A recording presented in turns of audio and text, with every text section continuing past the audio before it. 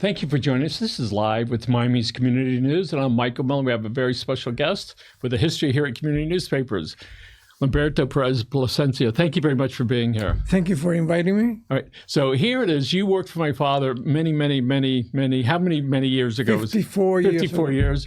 And I knew as soon as you sent an email to me last week, I recognize this name. And so what brings you here today? Well, I wrote a book recently about my experience in leaving Cuba when I was 14, coming to the U.S., finding a new culture, a new way of life, and then we lived in a camp in Florida City as part of the group of Pedro Pan, which 14,000 unaccompanied children left Cuba. For the younger people, let me go over this again. So the name of your book is The Parker Pen Incident, and you explain it as far as your... I will explain it, yes. All right, and as far as what it was like. So in the early 60s, there were flights would go from Havana to Miami. Exactly. I remember those, as I get older, it seems so far back. And we have his family over in the corner over here to our right. And it was a significant time for people here in Miami. And I remember saying to my father back then, I don't understand. How is it these people can come from another country and in 5 years they're like owning banks, they own houses and they own cars. And he said it's the drive of the immigrants to get something more and something better. But when you came through as a Pedro Pan child, how old were you? 14. You're 14. And your family said it's better for you to go. Exactly. Because they realized that communism is not a very good philosophy to live under. So they wanted us to be free. They wanted us to be living a democracy. So when you came here, who did you stay with? Well, the church was the one that sponsored the trips. They had set up 3 or 4 camps, one in Kendall, one in Florida City, and the other one was called Matacumbe. And they would take the kids to live there for a few months, and then they would relocate them to different parts of the country. So what was that like for you? A young teenager, right? No family. Right. To go to these sort of obscure country and these obscure places. What was it like for you psychologically? It was exciting in a way, but it was also very frustrating by the fact that we were here by ourselves. Our parents stayed in Cuba. We didn't know exactly how long we were going to be here. But by the same token, we had to adjust. We adjusted, and we learned a new culture. We learned the English language. We went to school.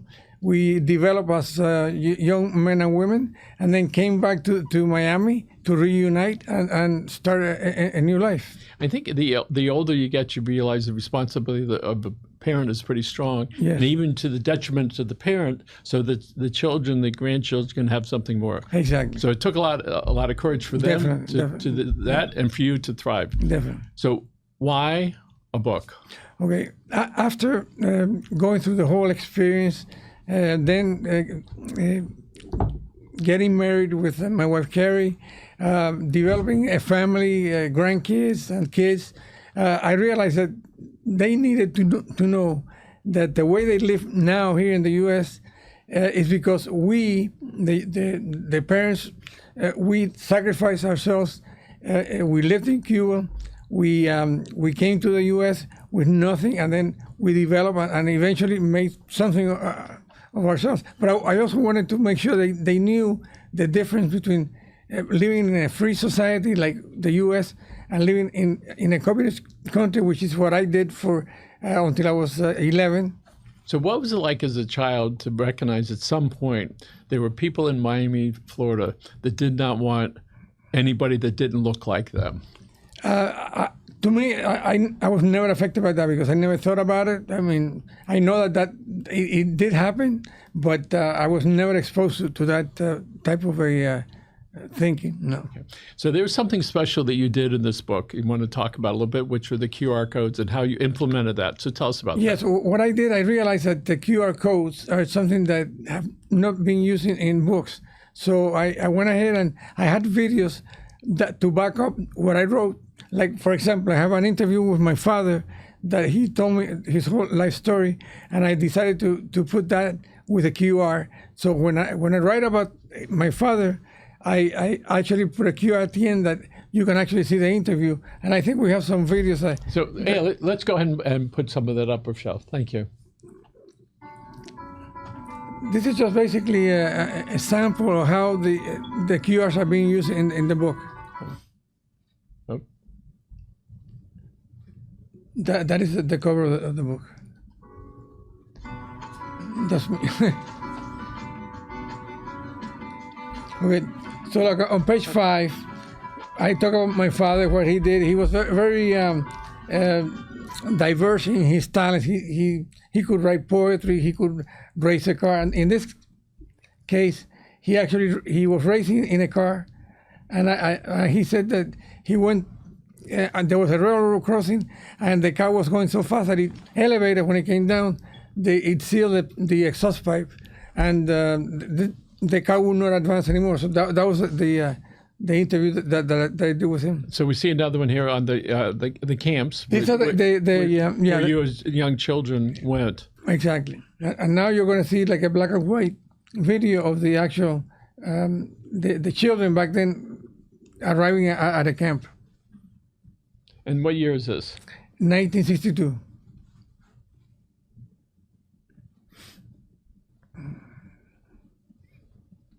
And this one, this is Monsignor Brian Walsh. He was the priest who organized the whole operation to bring out the kids. In a way, it was a clandestine operation. Nobody actually knew that it was actually the church. Is that right? Yeah. They did it in such a way that the government did not find out until it was too late. The government there or here? They're there. Okay.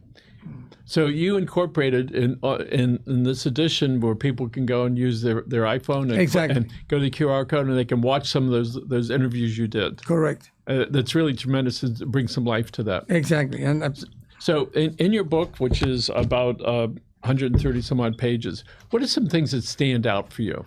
Well, I go into some of the anecdotes that I remember. Like I used to have a horse called Lucero when I was like 8 or 9, and we lived in a residential area that was basically there were not that many houses, so we used it, and the streets were not paved.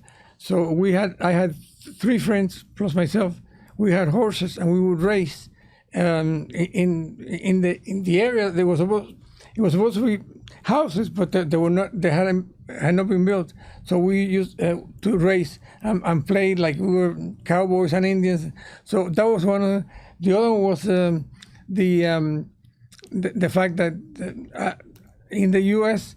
I learned things like going to a prom. I learned things about Thanksgiving, all the Halloween things that I had never heard of, but it was something that we experienced. And at some point, you went from the greater Miami area to Wisconsin. No, to the state of Washington. Oh, to the state of Washington. Yakima, to the city of Yakima, Washington. All the way over there? Yes. The other end? Yes, sir. Could you have gone any farther? Not much? No. So you went from the weather of the Caribbean in South Florida to where it rains essentially every day and pretty cold. It gets cold, yeah. So what was that like? It was nice. It was it was a small town, and we actually went to live with foster parents. So we were incorporated into a home, and they took us as if we were part of the family. And there were other children in the family? No. Well, okay. In the first, we had 3 different foster parents. In the first one, there were no children. In the second one, there were teenagers, and in the third, What would you like to say to them if they were sitting here about how they took care of you? I would like to thank them because they took us in as if we were family, and we really appreciate that.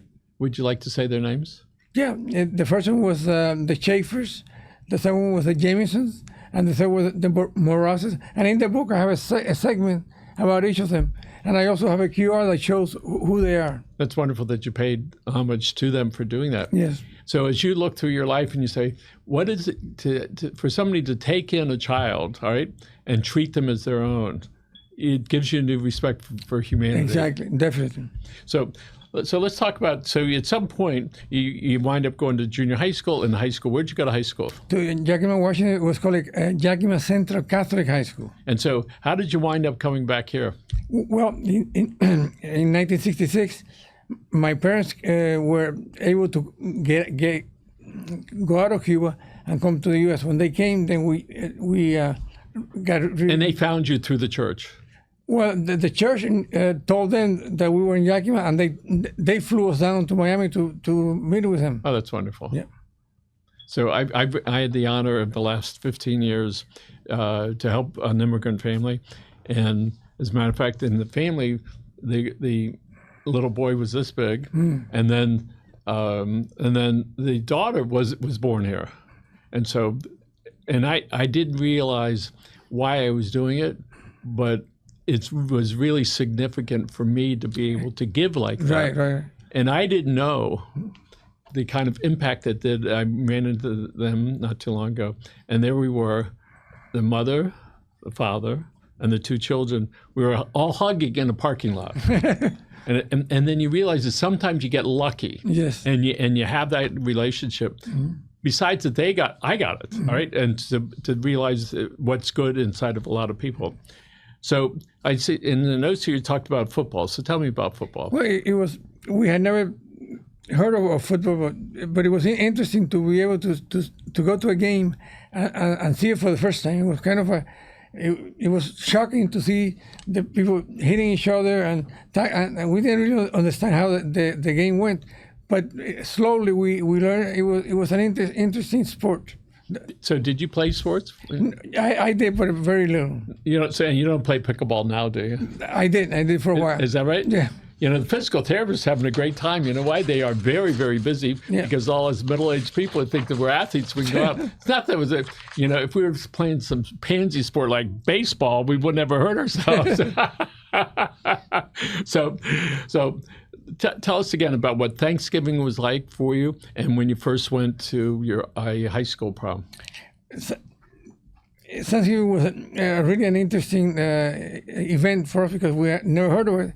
But they explained the fact that how the Pilgrims came to the U.S. and we were surprised that it was such a wonderful event that the family would get together, share the meal. To us, it was a wonderful time. So what was it like being that you left another country for a variety of reasons, and you came here to be welcomed into this family and sitting around the Thanksgiving table?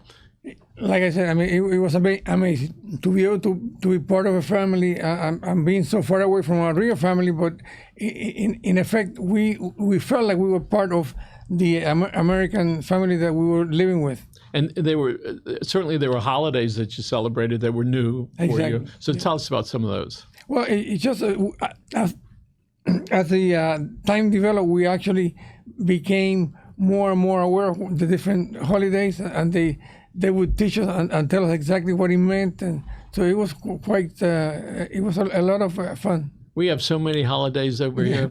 Every time I turn around, another holiday, and then you have holidays that are a week long. And you have mental health days for everybody. God bless that. All right. And so, yes, we have a lot of those, and everybody can figure out which ones work for them. So when your family, did you have brothers and sisters? I had a younger brother who was 9, and I had an older sister that was 16. And where did they go? We were together. And it's at the house. Yes. And so when you got together with your folks in 1966, right? We were just kids then, right? Yes. All right, and then they were where were they living? Here? My parents came out of Cuba. They stayed in Miami. We came from Yakima, and then we found a house and we rented it, and we all lived together with them again for now. One thing that you need to realize is that my younger brother was 9 when he came out of Cuba. And he got so used to the American way of life that he didn't want to come down to Miami. He wanted to stay. So there was stay in Washington. Yes. So there was some friction in a way because. So how old was he when he was he was 9 when he came out of Cuba. Okay. And he was 13 when. And at 13 says, no, I like this. Exactly. I don't want to go back to Miami. Exactly. So, yeah, and that happened a lot. I mean, that it wasn't only him. A lot of the children had the problem that they were so young that they got so adjusted to the new way of life that they didn't want to come back, even if it meant not living with reuniting with the parents again. You know, that's quite a unique thing. It really says again that however or in whatever reasons there were to come here, Exactly. you know, to the United States, to be able to be driven enough. I like this new place, wherever it is. I'm going to do it, even though I have loved ones in another area. Exactly. And because of the relationships that were formed. So I understand in a week and a half, you're going to be, you have a presentation in the Coral Gables Library, Coral Gables in Coral Gables, right? So tell us about what that's going to be. Okay, it's going to be at 2 o'clock on April the 6th, Saturday. Basically, we're going to be showing the persons that attend the meeting. We're going to be talking about the book itself, what the book entails, how it affected communist life affected us. I also want to explain again the difference between the democracy and communism, and just have a time with a group who is interested. I'm sorry, is interested in finding out about the Pedro Pan operation. And a few more questions left. Why did you write a book? I wanted to make sure that my children and my grandchildren who have never experienced communism, I wanted them to know that they're privileged to live in a free country, that I wanted them to know that communism is not a good system, that it suppresses your way of life. I remember when they first came into Cuba, they took over businesses without any compensation. They took over private schools, private property. So they infringe upon your rights. There's a restaurant out on Bird in 130th Avenue. It was they sell fish there, restaurant, and there was a boat out front. I see I'm getting a notice over here. All right, do we know what we're supposed to talk about here? No. All right, go ahead, spit it out. Book signing. Book signing. Well, the book signing. There we go. Yeah, we're going to be signing. I told you, they're the bosses. We're good. We're good, ladies. We're going to be signing the books. We're going to be selling the book and then also signing it. Who's going to be there with you? They all are. Right. And then friends and family. That's wonderful. So I looked at this back to the boat. There's a boat out front of this restaurant that some Cubans were in and came over. It baffles me that people were willing to risk their lives. Yes. Whether it's on an inner tube, and we've heard plenty of those stories, whether it's the rough seas, because the drive to something better is so strong in so many people. So my hat's off to your parents who said, you got to go. Exactly. Right? Yeah. And so when your friends know that you've published this book, tell me some of the responses they have. I think that they look at it in a way, they identify the fact that some of the things that I live, they also happen to them, and they identify with the way I write about it, and they like to relive some of those moments. So on some of the public radio stations, every Sunday they play, there's a moment, it's 3 to 5 minutes, of typically an elder person and a younger one, in some relationship and what they meant to each other. And they're stored in the Library of Congress. And as we get older, we think we want to do that. And I showed you earlier a video clip from my father that is 64 years old, right? And watching it, he was 28 or 32, I think, something like that. It really puts it in me that we should leave things for our children, even though they may not look at it today, but one day, you know, that they might. So I would urge you and your family to have some of those video recordings. So one day they're going to pick on it and they're going to go like that. Now, you know that I knew your father, right? So tell us about that. I actually, my first job, because I went to the University of Miami and I took journalism as my minor. I wanted to be a reporter. I wanted to be maybe a foreign correspondent. And then I remember the last class of 1970, the year, And the last day, the professor said, I want to talk to you at the end of the class. And so I waited, and then he says, there's a newspaper in South Miami called Noticias Latinas, Latin News, that the owner is looking for an editor. Wow. So He remembers. so the editor, he said, the editor has to be able to he has to be bilingual, because the newspaper is This is 1960. 1970. The newspaper is in Spanish, but the person has to be bilingual. I said, yeah, I'm bilingual. I know Spanish and I know English. So he said, okay, go and see Ron Miller at such and such an address. So then on Monday, in this same building, even though it wasn't as nice as it is now, I mean, it was the same shell, but inside was very... Not much money. Exactly. Back then it was rough. But I remember talking to your father for like 10 minutes, and he showed me the newspaper. He said, this is what you have to do. This is what I'll pay you. You do this, you do that. And do you want to do it? I said, yeah, sure, I'll do it. It was like a 10-minute interview. And so then I came back like 2 or 3 days later, and he basically said, okay, here's a newspaper. I need you to do this and keep the elements that I want you to keep. He told me exactly how he wanted the layout, the centerfold, and I said fine. So I started coming in, and I would on Monday morning he would have a sales meeting in the morning. He would give me the leads of the Spanish businesses in Miami that wanted to advertise in Noticias Latina. So I would go and visit each business, and I would show them the newspaper. I would sell them an ad. They would give me the ad. We did not charge up front. We actually, which is probably what you do still do. You place the ad, and then you go back and get paid. And some of them would not pay when the ad came out. They somehow they didn't want to pay, and it was kind of rough. That's the only part I didn't like about that. But then I would take the newspaper on a Sunday morning. I would come in with my 1965 Mustang.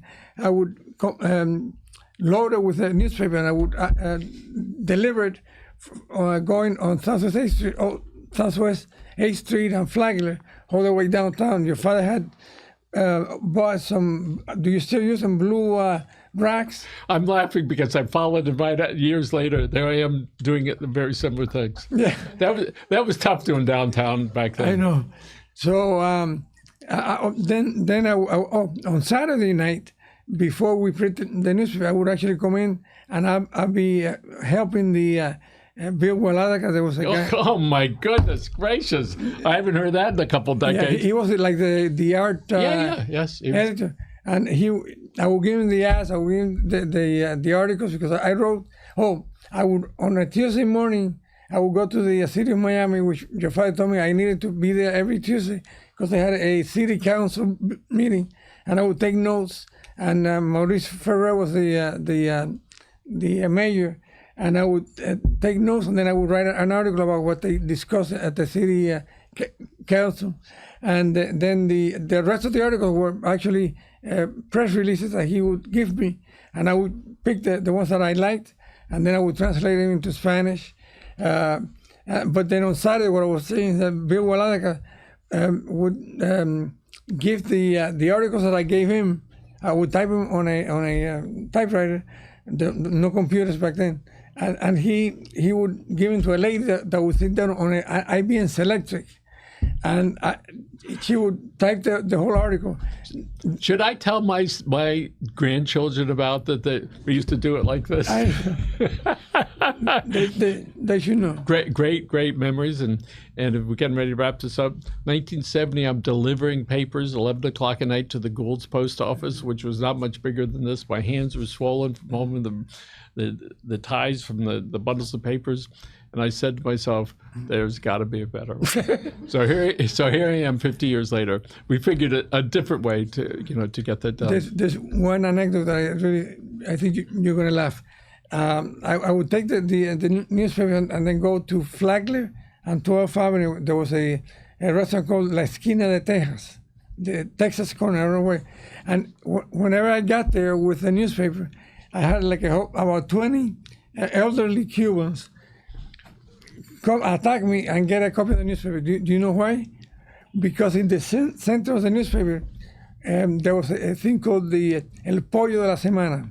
El Pollo de la Semana was a bikini, a lady with a bikini that the Department of Tourism of Miami Beach would send out, and then your father told me you gotta keep that. You don't take that out. So the whole 2 pages was this lady in a bikini, and she would actually the guys that were waiting for me would take the newspaper just to look at that. You know, that's the way it goes sometimes. So tell us again, April 6th, where are you going to be? April 6th at the Coral Gables Library. Okay, and people can look up the address of that. There's going to be a book signing. You can be there with your family. You can be able to talk about the book. Exactly, yes. Right? And where can people get this book now? They can get it on Amazon and Barnes & Noble. All right. They can get right now. They could go do that. So Amazon or Barnes & Noble. And they also have a Kindle version. Right. And so April 6th, Coral Gables Library. We wish you lots of good luck. Take some pictures, family, and maybe some videos from your phone. All right. So you have that, and we'll be glad to play that as well. Okay. Thank you, sir. Thank you so much for being here. Appreciate it, and God bless you. And it was fun sharing. Family, thank you very much. Michelle, thank you for producing the show. And folks, have a great day and enjoy yourself and take care of your family. Bye now.